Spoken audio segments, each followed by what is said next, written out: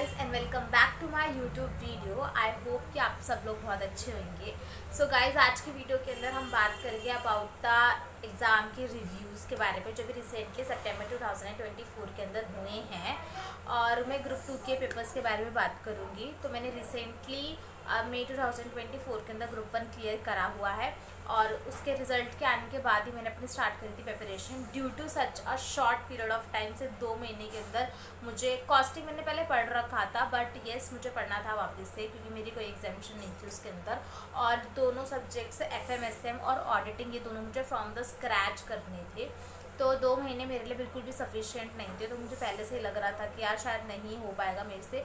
But मैंने फिर भी अपनी प्रिपरेशन स्टार्ट कर दी थी।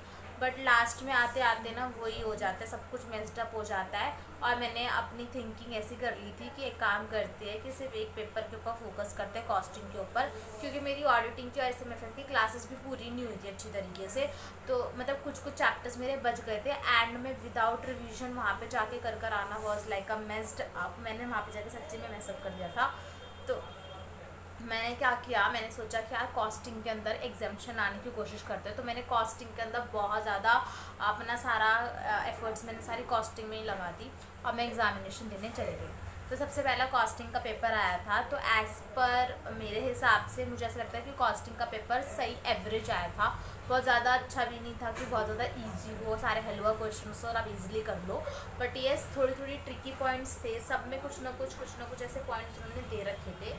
तो ये ट्रिकी पेपर तो ऑब्वियसली आप सीए से एक्सपेक्ट कर सकते हो। और मेरे हिसाब से मेरा पेपर वॉज लाइक कि ठीक ठीक था, ओकेश था, ज़्यादा बहुत अच्छा भी नहीं गया एज़ पर माई एक्सपेक्टेशन।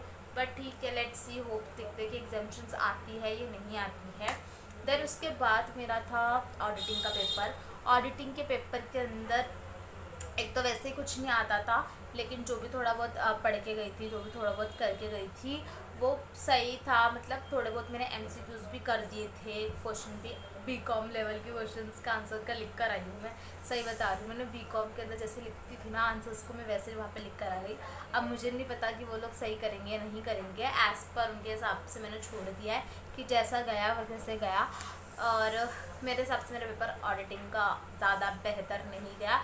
थोड़ा बहुत येस कि मैं ज़रूर लिख कर आई हूँ, जो भी मैं पढ़ के गई थी उसके हिसाब से मैंने अपना सफिशिएंट लिख दिया है। अब लिखने से तो मार्क्स नहीं मिलेंगे ना, सही भी तो लिखना ज़रूरी है। येस, और मैंने चेकिंग आके कुछ भी नहीं करा था क्योंकि मुझे पता था कि यार डिसअपॉइंटेड हो जाऊँगी मैं अपने आप से, और ये मेरी ही गलती थी, मेरी ही वजह से I am not able to perform well in my examinations. फिर उसके बाद था हमारा एसएमएफएम का पेपर। एसएमएफएम का पेपर पहले तो मुझे लगा कि चलो एसएमएसएम पे फोकस करते हैं, एफएम नहीं करते, क्योंकि एफएम वाज मेरे लिए प्रैक्टिकल ना थोड़ा मेरे को टाइम कंज्यूमिंग लगता था। और एफएम की प्रिपरेशन भी मेरी बिल्कुल भी अच्छे से नहीं होती। मैंने मुश्किल से 2-3 चैप्टर्स अच्छे से करे थे, अदरवाइज़ मेरी एफएम की कोई प्रिपरेशन अच्छी नहीं हो रखी थी। थोड़ा बहुत मैं एसएम ही पढ़ के गई थी, जिसकी बदौलत मुझे लग रहा था कि चलो थोड़े बहुत तो मार्क्स आ ही जाएंगे। लेकिन ठीक है, वहाँ जाके एसएम भी मेरी ज़्यादा अच्छे से परफॉर्म नहीं कर पाई। और एफएम तो क्या कर आई मुझे भी नहीं पता। एसएमएफएम में बस मैं लिख कर आ गई, जो भी मुझे लगता है, जो भी एज़ पर मेरे प्रिपरेशन के हिसाब से, जो भी मैंने कुछ कॉन्सेप्ट्स पढ़े थे, इंपॉर्टेंट टॉपिक्स देखे थे, उसके हिसाब से मैंने एफएम का पेपर और एसएम का पेपर लिख दिया। और बात रही एमसीक्यूज़ की, उसके अंदर तो मैंने क्या मारे हैं तुक्के, मुझे खुद ही नहीं बताया मैंने कैसे जय माता दी करके तुक्के भेड़े उसके अंदर। जो जो मुझे ऐसा लग रहा था कि शायद ये हो सकता है, शायद ये हो सकता है, उसके हिसाब से मैंने मतलब तुक्के मारे और मैंने लिख दिया। ऑडिटिंग के अंदर तो मैंने फिर भी थोड़ा पढ़ के टाइम लगा के उसके अंदर पेपर करा था। बट एफएम के पेपर के अंदर तो मैंने बिल्कुल भी ऐसा एक्सपेक्ट नहीं करा था कि मैं ऐसी चीज़ें करूँगी। एसएम के अंदर तो मैंने मतलब पढ़ के करे थे, उसके अंदर कोई तुक्के नहीं मारे थे, वो मैं थोड़ा पढ़ के गई थी।